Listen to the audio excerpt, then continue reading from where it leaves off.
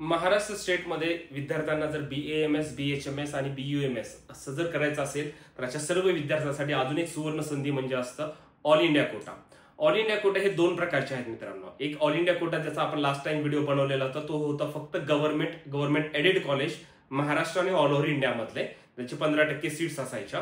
त्यानंतर त्याच्यामध्ये deemed university असायचं. तो एक ऑल इंडिया कोटा AACCC आयुष्यात झाला.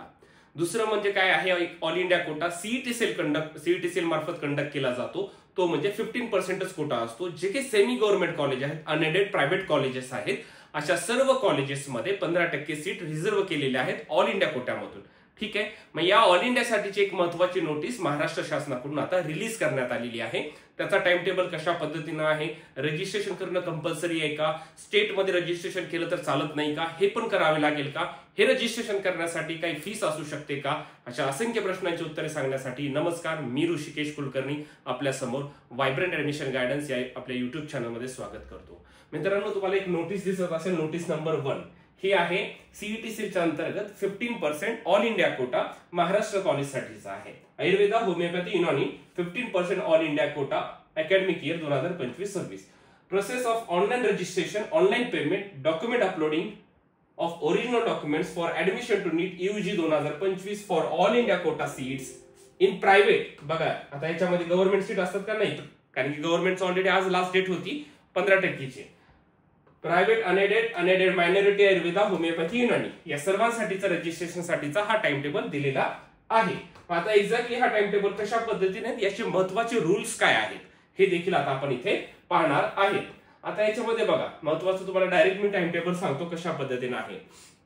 ज्या विद्यार्थ्यांना, आता पहिली गोष्ट, ज्या विद्यार्थ्यांना हे रजिस्ट्रेशन करायचंय त्याच विद्यार्थ्यांना हे रजिस्ट्रेशन नव्यानं करावं लागतं.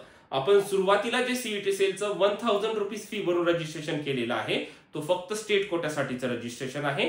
परंतु विद्यार्थ्यांना जर ऑल इंडिया मधून सुद्धा त्या कॉलेजला ट्राय करायचं असेल, महाराष्ट्रातल्या सेमी गव्हर्नमेंट कॉलेज, याच्यामध्ये पहिली गोष्ट लक्षात घ्या, गव्हर्नमेंट कॉलेज असणार आहेत का, अजिबात नाही. याच्यामध्ये फक्त private college, for private, unaided and minority college, फक्त प्रायव्हेट साठीचा 15% कोटा त्यांनी इथे दिलेला आहे. त्याच्यासाठीच हे आहे. मग त्यांना, ज्या विद्यार्थ्यांना हे रजिस्ट्रेशन करायचंय 15%तून पण ट्राय करायचं आहे प्रायव्हेट कॉलेजला, अशाच विद्यार्थ्यांनी हे रजिस्ट्रेशन करायचं आहे. ठीक आहे. मग आता याच्यामध्ये बघा, ऑनलाईन रजिस्ट्रेशन कशासाठी आहे मित्रांनो, Ayurveda, homeopathy, Unani for all India Kota 15%. तर ह्याची डेट महत्वाची दिली 1 तारखेपासून 5 तारखेपर्यंत, 5 तारखेच्या रात्री 12 वाजेपर्यंत आपल्याला वेळ दिलेला. 1 तारखेपासून 5 तारीख म्हणजे ऑलरेडी आजपासून या फॉर्मसाठी सुरुवात झालेली आहे. ठीक आहे. Payment of registration fees through online mode. मग हे रजिस्ट्रेशन करायचं असेल तर विद्यार्थ्यांना पेमेंट सुद्धा करायचं आहे. ते देखील सेम तारीख आहे 1 तारखेपासून 5 तारखेपर्यंत. पण आता फीस किती असू शकते हे लक्षात घ्या. नॉन रिफंडेबल किती आहे, 2000. अँड सिक्युरिटी डिपॉझिट किती आहे, 50,000. म्हणजे गेल्या वर्षी एवढंच. टोटल तुम्हाला विद्यार्थ्यांना 52,000चं पेमेंट करावं लागेल. या 52,000पैकी 2,000 हे तुमचं आहे नॉन रिफंडेबल, म्हणजे ही असती प्रोसेसिंग फीस आहे. आणि 50,000 जी आहे मित्रांनो हे आहे डिपॉझिट. मग ह्या डिपॉझिटचे सुद्धा महत्वाचे काही नियम आहेत, तरच ते तुम्हाला वापस मिळेल, अन्यथा मिळणार नसतं. ते देखील नियम सांगतो.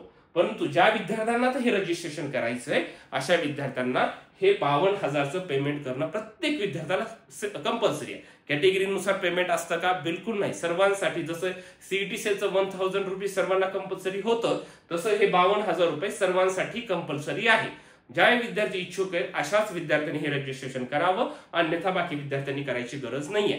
बऱ्यापैकी जर तुमचा स्कोर असेल 270, 280, 300 मार्काच्या वरती, पहिल्या राऊंडला काही एवढ्या खाली कट ऑफ येत नाही, परंतु तुमची इच्छा असेल तर असे विद्यार्थी हे रजिस्ट्रेशन करून पाहू शकतात. बाकी खालच्या मार्काच्या विद्यार्थ्यांनी विनाकारण हे रजिस्ट्रेशन करून एवढं डिपॉझिट अडकून ठेवण्यामध्ये काहीही अर्थ नाहीये मित्रांनो. आणि BHMS साठी तुम्हाला ज्यांना थोडेसे कमी मार्क आहेत, मला ऑल इंडिया कोटातून ट्राय करायचं तर चान्सेस जास्त असू शकतात, तर अगदी कमी मार्क असेल परंतु BHMSच करायचंय अशा विद्यार्थ्यांनी हे रजिस्ट्रेशन करण्यास काही हरकत नाहीये. ठीक आहे. मग हे झालं याचं. मग आता याच्या सोबत तुम्हाला काय करायचंय, डॉक्युमेंट सुद्धा अपलोड करावं लागतात. म्हणजे आपण रजिस्ट्रेशन केलं, पेमेंट केलं, डॉक्युमेंट अपलोड, त्याचं पण सेम तारीख दिलेली आहे 1 तारखेपासून 5 तारखेपर्यंत. त्याच्यानंतर स्टेट मेरिट नंबर येणार, ज्या ज्या विद्यार्थ्यांनी रजिस्ट्रेशन केले त्यांचा SML रँक येणार.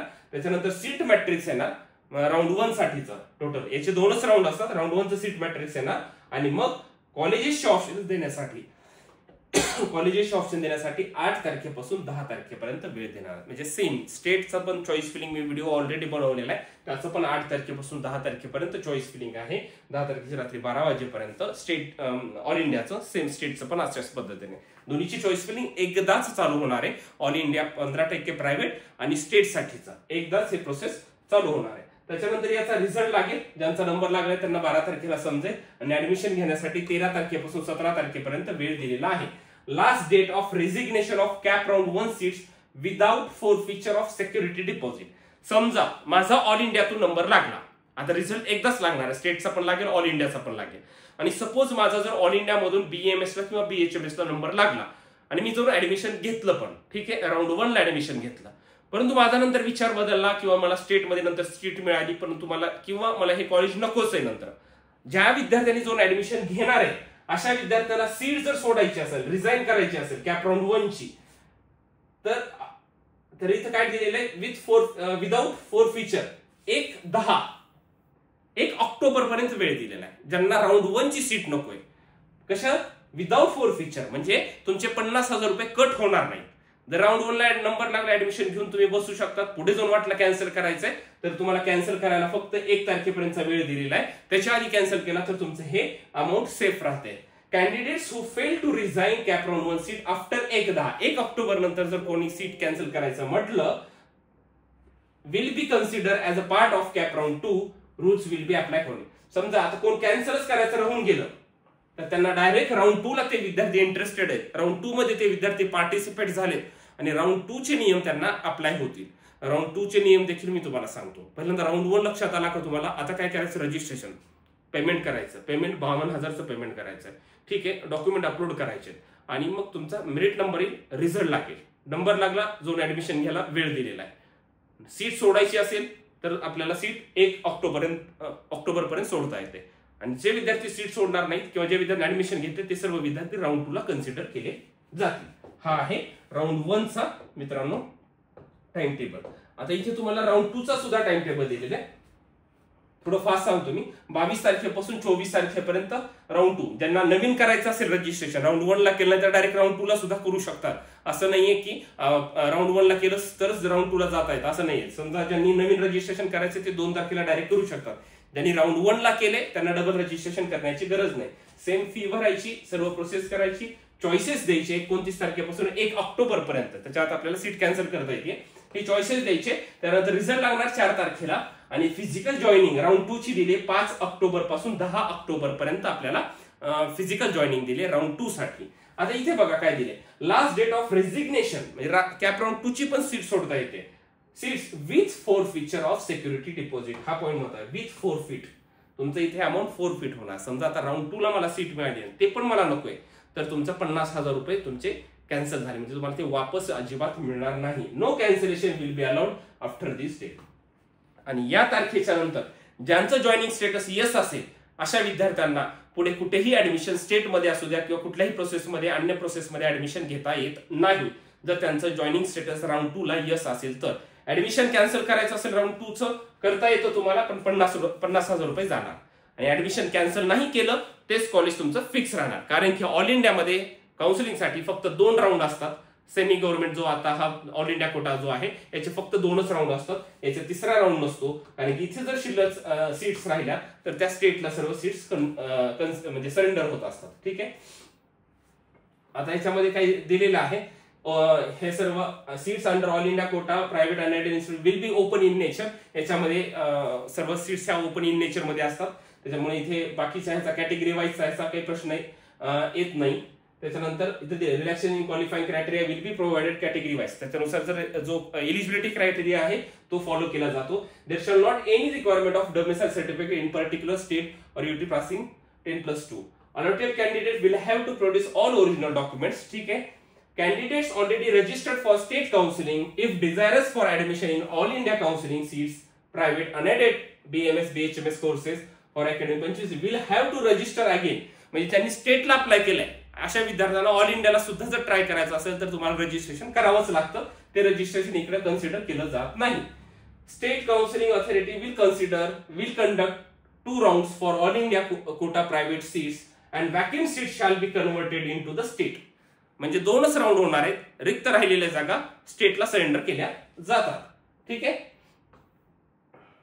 आता बघा इथे सांगितलंय the security deposit will be forfeited if a candidate does not join the allotted seat of round 2 or surrender withdraw the seat allotted in round 2 based on candidate's request.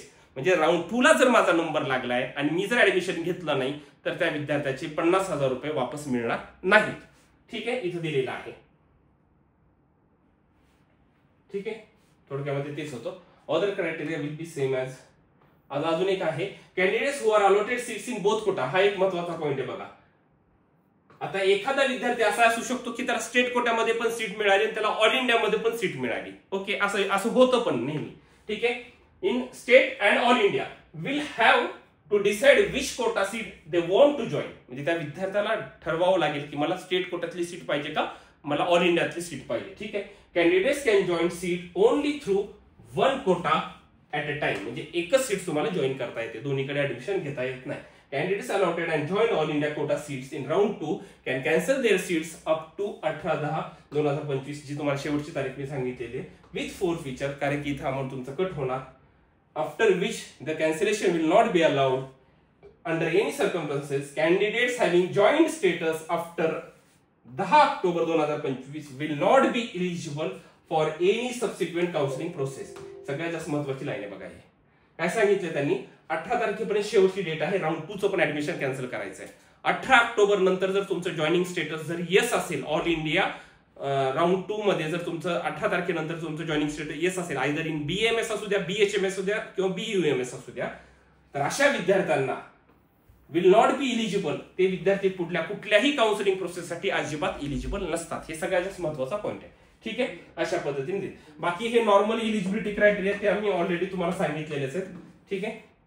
आता इथे दुसरं एक महत्वाचं आहे मित्रांनो की याच्यामध्ये काय आहे की जर तुमचे डॉक्युमेंट्स असतात, हे जेव्हा आपण फॉर्म भरणार आहेत तिथे सब कॅटेगरी येणार नाही, सेंट्रलच्याच कॅटेगरी येणार. फक्त इथे जेव्हा आपण डॉक्युमेंट अपलोड करणार आहे किंवा रजिस्ट्रेशन करणार त्यावेळेस तिथे तुम्हाला open, EWS, OBC, SC, ST एवढेच डॉक्युमेंट कॅटेगरीज दिसतील.